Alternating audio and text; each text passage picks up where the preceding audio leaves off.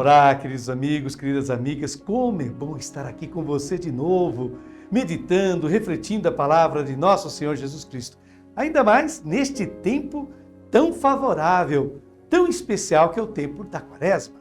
Estamos vivendo o primeiro domingo da Quaresma, ano litúrgico B. E o tema que eu escolhi para a celebração de hoje é o seguinte: aprendendo a viver em tempos de provação. Isso mesmo, repito. Aprendendo a viver em tempos de provação. Para o primeiro domingo da Quaresma, a liturgia apresenta-nos a passagem das tentações de Jesus no deserto, no Evangelho de Marcos. E nestas tentações de Marcos, Jesus não reza nem jejua. Por quê? O evangelista não pretende apresentar um episódio da vida de Jesus, mas toda a existência dele, como que se fosse resumida aqui. Sabemos que o número 40, que é o período que Jesus Cristo fica no deserto, na Bíblia, tem valor figurativo. Não tem valor matemático ou aritmético, mas representa uma geração. Um tempo oportuno para que algo importante aconteça. Portanto, o evangelista, nestes poucos versículos, mostra-nos o que foi toda a existência de Jesus. Desse modo, não se trata de um episódio do qual Jesus saiu vitorioso, mas de toda a vida dele. Ele é vitorioso em sua vida. Vamos então começar a leitura do texto do Santo Evangelho. Comecemos por Marcos capítulo 1, versículo 12, que você já vê aí na sua tela. Naquele tempo, o Espírito levou Jesus para o deserto. Ora, o evangelista escreve no versículo 12 do capítulo 1, e imediatamente o Espírito. Que Espírito é esse? Aquele mesmo Espírito que Jesus tinha acabado de receber em seu batismo. E agora, como resposta ao amor de Deus que Jesus recebeu, temos o amor para com os homens, um amor que os liberta. É isso que vai transparecer nessa cena. Imediatamente o Espírito o impeliu. Olha só o verbo, é muito forte o verbo usado aqui. Ele o afugentou, ele o impeliu, como que ele forçou Jesus para o deserto, para indicar a urgência dessa atividade. Este deserto recorda o deserto do Êxodo, o caminho de libertação que Jesus veio agora empreender para libertar o seu povo. Ou seja, uma nova libertação se inicia. Continuemos, agora lendo o capítulo 1, versículo 13, primeira parte. E ele ficou no deserto durante 40 dias, e aí foi tentado por Satanás. E ele ficou no deserto durante 40 dias. Como foi dito antes, não indica aqui um episódio da vida de Jesus, mas toda a existência dele. E aí foi tentado por Satanás. O verbo tentar, neste evangelho, é paradoxalmente atribuído àqueles que, na cultura da época, se consideravam mais próximos do Senhor. Ou seja, os fariseus. São eles os tentadores de Jesus, porque são como Satanás, o diabo que divide. Eles separam os homens de Deus, o homem da mulher e os homens uns dos outros. Ele é tentado por Satanás e Jesus dirigirá o epíteto Satanás a um de seus discípulos, Pedro, que não aceita a orientação de Jesus para ir e comunicar a vida. Ele quer um Messias de poder e não entende que Jesus, em vez disso, será derrotado pelo poder deste mundo. Prossigamos. Lendo agora Marcos capítulo 1, versículos de 13b, a segunda parte do versículo 13. Vivia entre os animais selvagens e os anjos os serviam. E depois o evangelista segue dizendo que ele estava com os animais selvagens.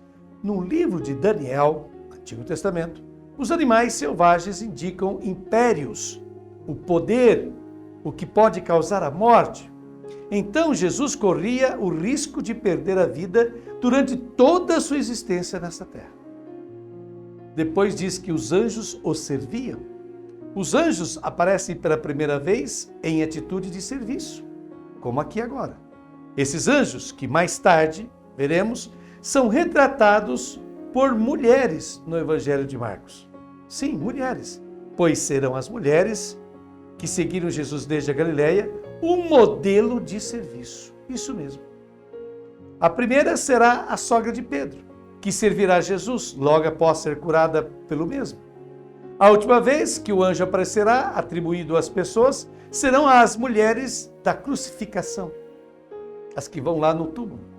Enquanto os discípulos, ao longo do Evangelho, discutem entre si para saber quem é o mais importante, quem está acima dos demais, são as mulheres que compreenderam que a comunhão com Deus, vejam bem, elas compreenderam que a comunhão com Deus acontece através do serviço realizado gratuitamente por amor, que é a diaconia, né?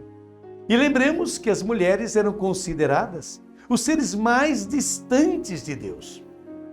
No 10º capítulo, versículo 45 de Marcos, será Jesus, durante uma discussão com seus discípulos, quem dirá que não veio para ser servido, mas para servir. O serviço realizado gratuitamente com amor e generosidade é a única garantia de comunhão com Deus. Isso é fundamental. Prossigamos agora lendo os 2 versículos finais do Evangelho deste domingo. Capítulo 1, versículos de 14 a 15. Depois que João Batista foi preso, Jesus foi para a Galiléia pregando o Evangelho de Deus e dizendo: o tempo já se completou e o reino de Deus está próximo. Convertei-vos e crede no Evangelho.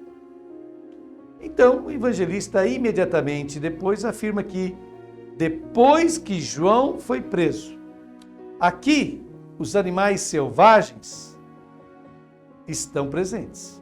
Tanto João como Jesus anunciam um convite à mudança. Mas quem está no poder, representado pelos animais selvagens, as feras, não tem intenção de mudar e quer perseguir todos aqueles que proclamam e anunciam essa mudança. Pois bem, meus queridos irmãos e irmãs, após essa reflexão que nos foi proporcionada por Frei Alberto Maggi, renomado biblista italiano, no qual eu me inspirei, agora eu faço algumas considerações minhas sobre o Evangelho deste primeiro domingo da Quaresma. Inicio com uma frase de Albert Camus, que viveu de 1913 a 1960. Ele foi escritor, jornalista, dramaturgo, romancista e filósofo argelino. Ele nos diz assim: a tentação mais perigosa, não se parecer com nada. Vou repetir. A tentação mais perigosa, não se parecer com nada. Pois bem, o Filho de Deus, segundo o evangelista Marcos, não teve uma vida fácil e confortável neste mundo. O fato dele se entregar completamente ao anúncio e implantação do reino de Deus nesta terra, trouxe-lhe como consequência uma vivência repleta de conflitos e tensões, como, aliás, nos relata o Evangelho segundo Marcos. É só continuarmos a leitura que verificaremos isso. Aliás, é muito oportuno e necessário recordar que cumprir com o mandamento de Jesus, abre aspas, buscar em primeiro lugar o reino de Deus e sua justiça, como está lá em Mateus 6,33, e anunciar Deus sem falsificá-lo, bem como trabalhar por um mundo mais humano e justo, é sempre muito arriscado. Isso mesmo. Por isso existem as tentações. Tentações são a proposta oposta ao reino de Deus. Somos tentados porque temos diante de nós sempre 2 caminhos: a verdade ou a mentira, a luz ou as trevas, a fidelidade a Deus ou a cumplicidade com a injustiça, o amor ao próximo ou o egoísmo puro, partilha de bens e de dons ou a concentração de tudo em mãos de poucos, e assim por diante. Portanto, as tentações, as provocações da vida buscam nos afastar de Deus e de seu reino. Por isso, todos necessitamos ser impelidos ao deserto. O deserto, naquele tempo de Jesus, era o lugar da ruptura com o sistema de vida e de sociedade em que se vivia. Não por acaso, no deserto, ou para o deserto, iam os deslocados, devedores que não tiveram sua situação econômica resolvida perante a fazenda pública, insatisfeitos com a ordem social vigente e assim por diante. Portanto, no deserto se encontravam os que se colocavam à margem daquela sociedade. Hoje a gente usa uma expressão em inglês chamada os outsiders. Outsiders são as pessoas que estão à margem da sociedade, que vivem de maneira diferenciada de como a sociedade costuma se comportar. Jesus se identifica com esses outsiders, vejam bem. Neste tempo de Quaresma que se inicia, somos convidados a avaliar em profundidade até que ponto se encontra a nossa adesão e comprometimento com o reino de Deus. Afinal, é disso que se trata a pregação de Jesus, quando ele diz, abre aspas, o tempo já se completou, o reino de Deus está próximo, convertei-vos e crede no Evangelho. É o versículo 15 do Evangelho de hoje.